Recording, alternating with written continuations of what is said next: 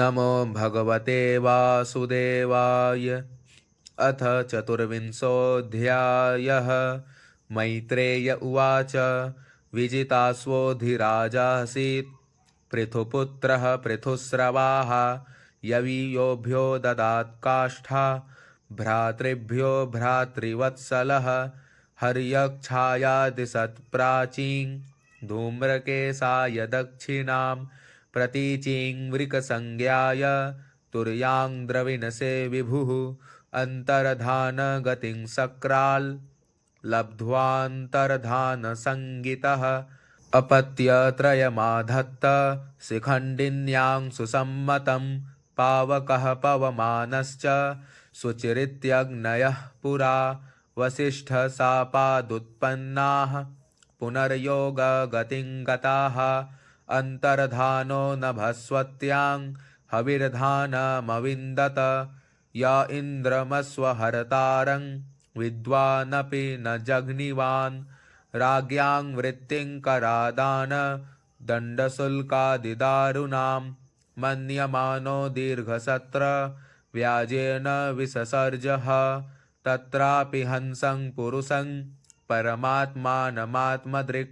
यजंस्तल्लोकतामाप कुशलेन समाधिना।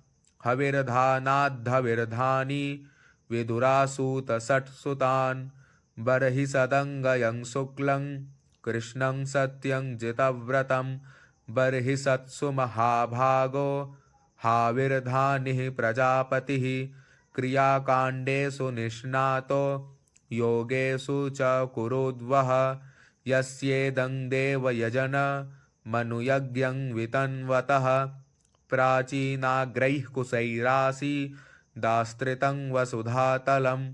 सामुद्रीं देवदेवोक्ता मुपये मे सतद्रुतिं। यां वीक्ष्य चारु सर्वाङ्गीं किशोरीं सुष्ठुवलङ्कृतां। परिक्रमन्तीमुद्वाहे चकमेऽग्निः सुकीमिव। विबुधासुरगन्धर्व मुनिसिद्ध नरोरगाः। विजिताः सूर्यया दिक्षु क्वनयन्त्यैव नूपुरैः। प्राचीनबर्हिषः पुत्राः शतद्रुत्यां दशाभवन्।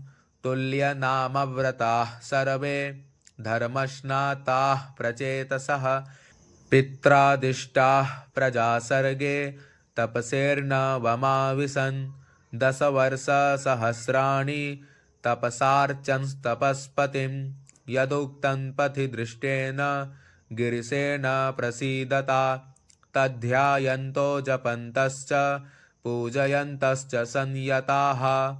विदुर उवाच। प्रचेतसां गिरित्रेण यथासीत् पथि सङ्गमः। यदुताः हरः प्रीतस्तन्नो ब्रह्मन्वदार्थवत्। सङ्गमः खलु विप्रर्षे शिवेनेह शरीरिणां। दुर्लभो मुनयो दध्युरसङ्गाद्यमभीप्सितम्। आत्मा रामोऽपि यस्त्वस्य लोककल्पस्य राधसे। शक्त्या युक्तो विचरति घोरया भगवान् भवः। मैत्रेय उवाच। प्रचेतसः पितुर्वाक्यं शिरसादाय साधवः। दिशं प्रतीचीं प्रययोस्तपस्यादृतचेतसः। समुद्रमुपविस्तीर्णमपश्यन् सुमहत्सरः। महन्मन इव स्वच्छं प्रसन्न सलिलाशयम्। नीलरक्तोत्पलाम्भोज कहलारेन्दीवराकरं। हंससारसचक्राह्व कारण्डवनिकूजितं। मत्तभ्रमरसौस्वर्य हृष्टरोमलताङ्घ्रिपं।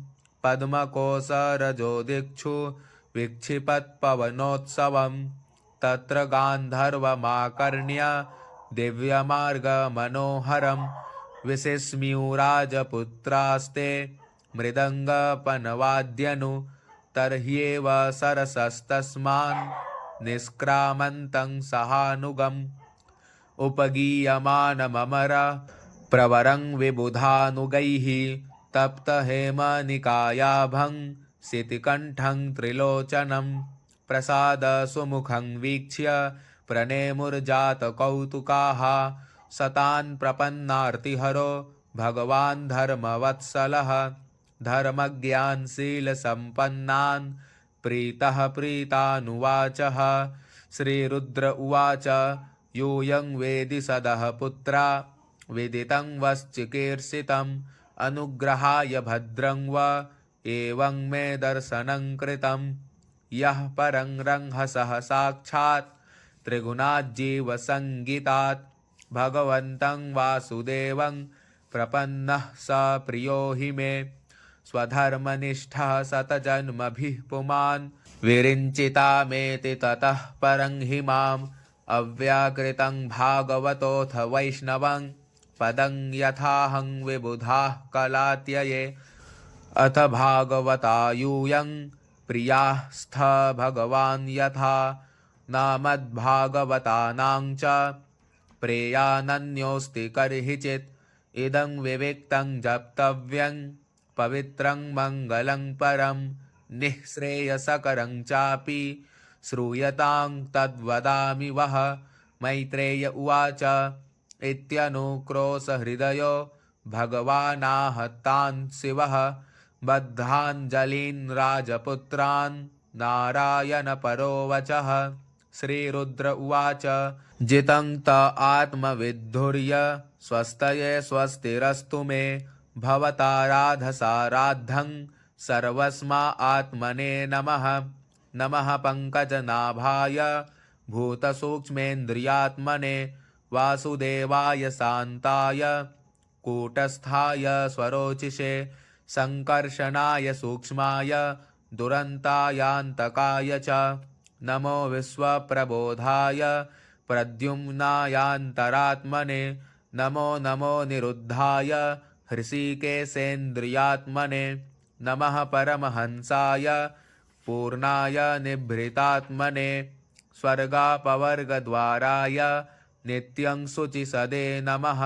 नमो हिरण्यवीर्याय चातुर्होत्राय तन्तवे नम ऊर्ज इषे त्रय्याः पतये यज्ञरेतसे तृप्तिदाय च जीवानां नमः सर्वरसात्मने सर्वसत्त्वात्मदेहाय विशेषायस्थवीयसे नमस्त्रैलोक्यपालाय सह ओजो बलाय च अर्थलिंगाय नभसे नमोऽन्तर्बहिरात्मने नमः पुण्याय लोकाय अमुस्मै भूरिवर्चसे प्रवृत्ताय निवृत्ताय पितृदेवाय कर्मणे नमो धर्मविपाकाय मृत्यवे दुःखदाय च नमस्त आशिषामीश मनवे कारणात्मने नमो धर्माय बृहते कृष्णाय कुण्ठमेधसे पुरुषाय पुराणाय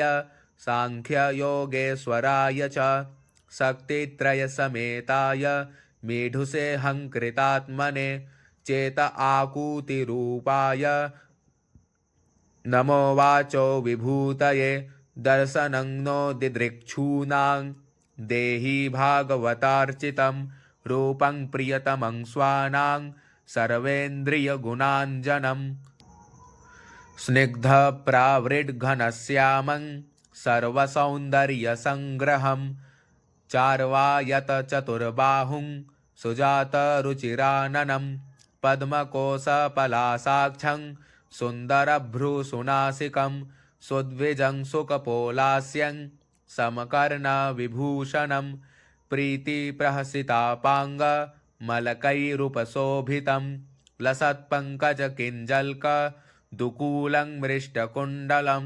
स्फुरत्किरीटवलय हारनूपुरमेखलं शङ्खचक्रगदापद्ममालामन्युत्तमर्धिमत् सिंहस्कन्धत्विषो बिभ्रत् सौभगग्रीवकौस्तुभं श्रियानपायिन्याक्षिप्त निकषास्मोरसोल्लसत् पूररेचकसंविघ्न वलिवल्गुदलोदरं प्रतिसङ्क्रामयद्विश्वं नाभ्यावर्तगभीरया श्यामश्रौण्यधिरोचिष्णु दुकूलस्वर्णमेखलं समचार्वङ्घ्रिजङ्घोरु निम्नजानु सुदर्शनं पदासरत्पद्मपलासरोचिषा नखद्युभिर्नोऽन्तरघं विधुन्वता प्रदर्शय स्वीयमपास्तसाध्वसं पदं गुरो मार्गगुरुस्तमोजुषाम् एतद्रूपमनुध्येय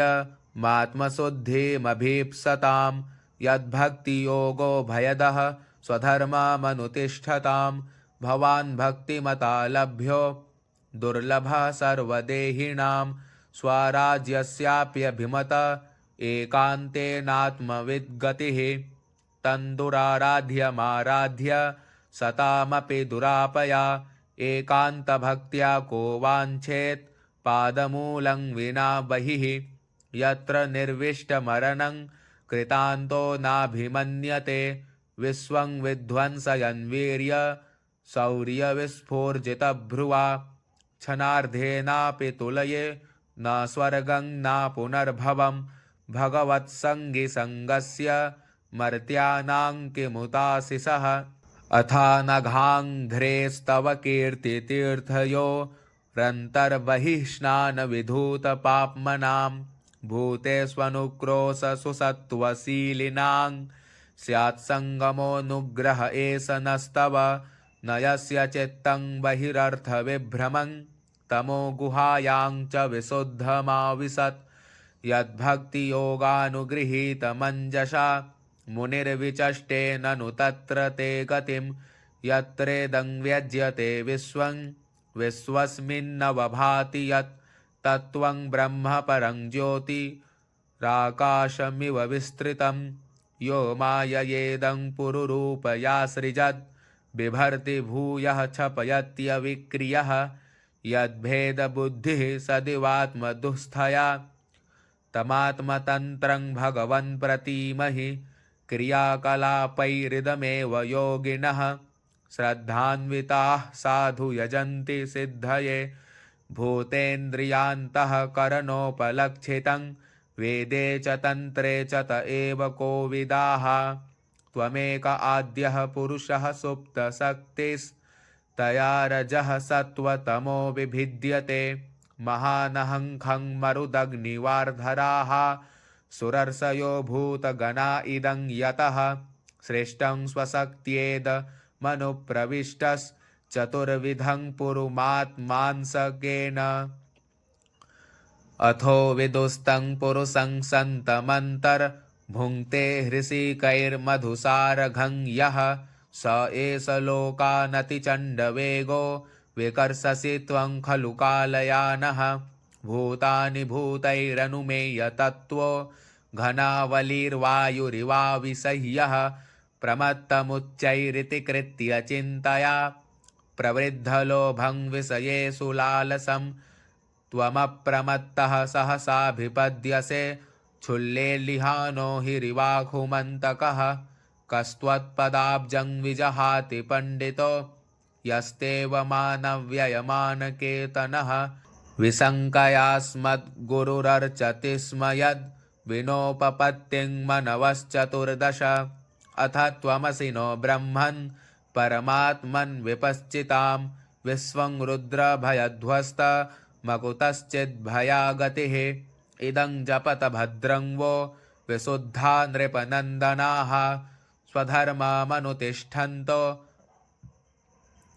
भगवत्यर्पिताशयाः तमेवात्मानमात्मस्थं सर्वभूतेष्वस्थितं पूजयध्वं गृह्णन्तश्च ध्यायन्तश्चासकृद्धरिं योगादेशमुपासाद्य धारयन्तो मुनिव्रताः समाहितधियः सर्व एतदभ्यसतादृताः इदमाह पुरास्माकं भगवान् विश्वसृक्पतिः भृगवादीनामात्मजानां सिसृक्षुः संसृशिक्षतां ते वयं नोदिताः सर्वे प्रजासर्गे प्रजेश्वराः अनेन ध्वस्ततमसः सिसृक्ष्मो विविधाः प्रजाः अथेदं नित्यदा युक्तो जपन्नवहितः पुमान् अचिराच्छ्रेय आप्नोति वासुदेव परायणः श्रेयसामिह सर्वेषां ज्ञानं निःश्रेयसं परं सुखं तरति दुष्पारं ज्ञाननौर्व्यसनार्णवं य इमं श्रद्धया युक्तो मद्गीतं भगवत्स्तवम् अधियानो दुराराध्यं हरिमाराधयत्यसौ विन्दते पुरुषो मुष्माद्यद्यदिच्छत्य सत्वरं मद्गीतगीतात् सुप्रीतात् श्रेयसामेकवल्लभात् इदं यः कल्य उत्थाय प्राञ्जलिः श्रद्धयान्वितः शृणुयाच्छ्रावयेन्मर्त्यो मुच्यते कर्मबन्धनैः गीतं मयेदं नरदेवनन्दनाः परस्य पुंसः परमात्मनः स्तवं जपन्त एकाग्रधियस्तपो महच्चरध्वमन्ते तत आप्स्यथेप्सितम्। ओम जय जय श्रीमद्भागवते महापुराणे पारमहंस्यां संहितायां चतुर्थस्कन्धे रुद्रगीतं नाम चतुर्विंशोत्सवः। श्रीकृष्णार्पणमस्तु।